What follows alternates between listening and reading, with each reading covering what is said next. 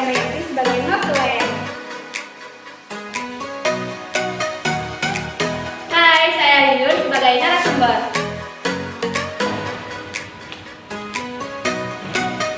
Hai, saya Ferdi Septira sebagai penjawab pertanyaan.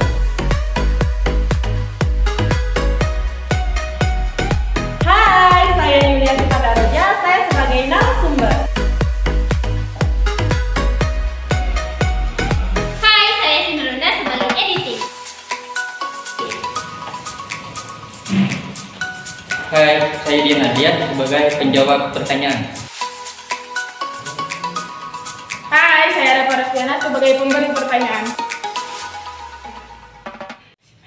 Assalamualaikum warahmatullahi wabarakatuh. Kami dari kelompok 3 akan menjelaskan tentang kemandirian dalam memilih karir. Berikut penjelasannya. Kemandirian dalam memilih karir, memahami karir yang akan dikembangkan. Hambatan pemilihan karir masa depan disebut juga kebimbangan karir. Biasanya terentang dari kurangnya informasi tentang diri dan dunia karir, minat karir yang tersebar luas, hingga kesulitan personal dalam pembuatan keputusan pilihan karir. Secara umum, kebimbangan karir yang dialami kaum muda disebabkan oleh rendahnya efikasi diri dalam pemilihan karir. Untuk mengatasi kebimbangan itu, umumnya pelajar membutuhkan hal-hal terkait informasi tentang pasar kerja, informasi tentang pekerjaan, memahami kemampuan diri, memahami minat pribadi, memahami cita-cita karir, dan memahami nilai-nilai pribadi.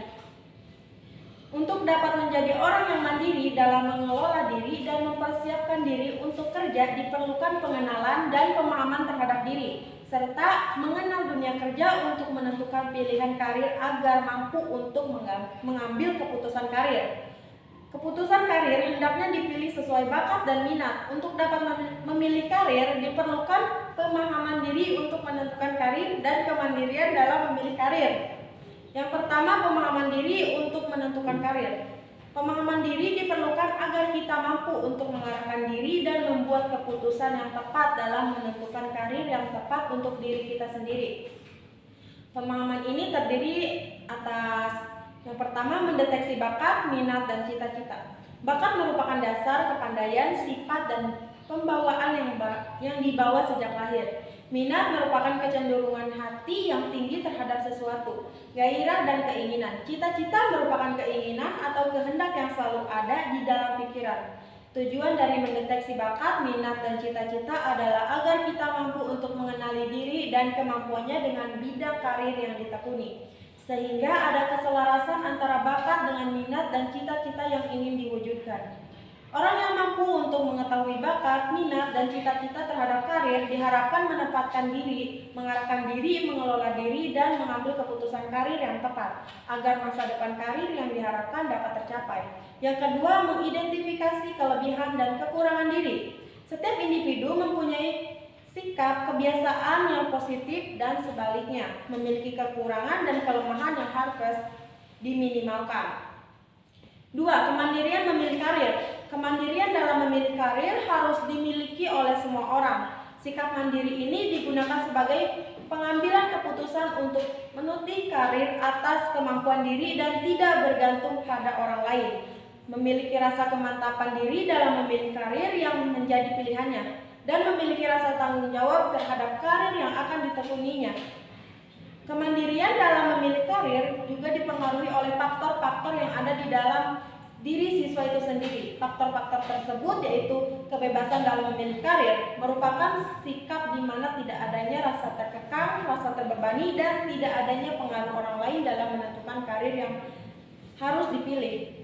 Kemantapan diri dalam memilih karir merupakan suatu bentuk sikap yang menunjukkan rasa percaya terhadap kemampuan yang dimiliki, rasa senang dalam menekuni bidang kejuruan dan bidang karir yang akan dipilih, serta mempunyai harapan yang maju terhadap bidang kejuruan yang sedang ditekuni dan pilihan karir yang diinginkan. C. Tanggung jawab terhadap karir yang akan dipilih merupakan suatu bentuk sikap di mana menunjukkan usaha yang sungguh-sungguh dalam menekuni pendidikan yang sedang ditekuni dan karir yang akan dipilih karena sadar akan diri dan masa depannya agar kehidupan yang akan dijalani sesuai dengan harapan yang diinginkan.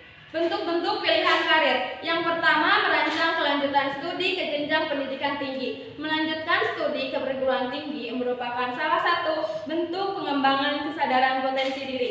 Usaha ini termasuk dalam merencanakan masa depan agar menjadi lebih baik. Menuntut ilmu perguruan tinggi akan menambah ilmu kita terhadap bidang yang kita minati. Berikut beberapa hal yang harus Anda ketahui jika ingin meneruskan ke perguruan tinggi. Yang pertama, studi dan akreditasi perguruan tinggi. Yang kedua, jalur dan jenjang pendidikan di perguruan tinggi. Yang ketiga, jenis perguruan tinggi. Yang keempat, sistem penerimaan mahasiswa. Yang kelima, sistem belajar di perguruan tinggi.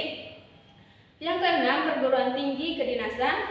Yang ketujuh, studi ke luar negeri.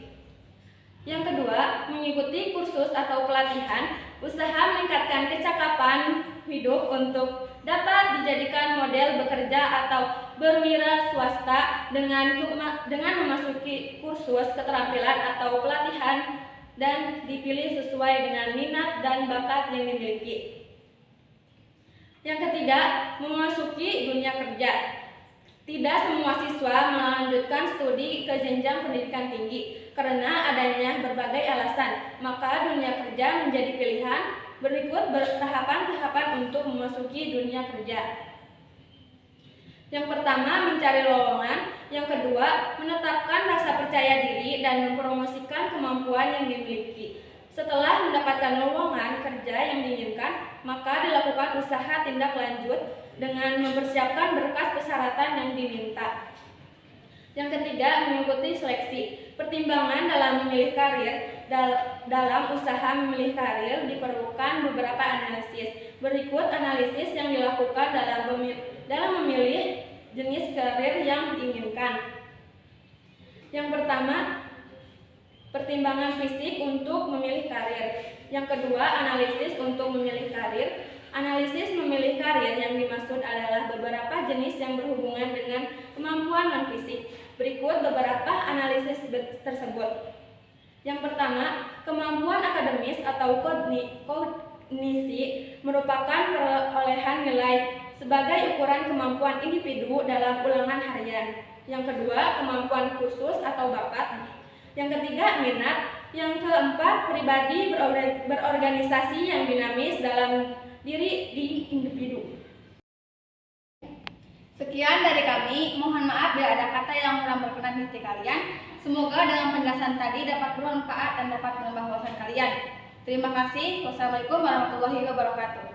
Audio Jungle.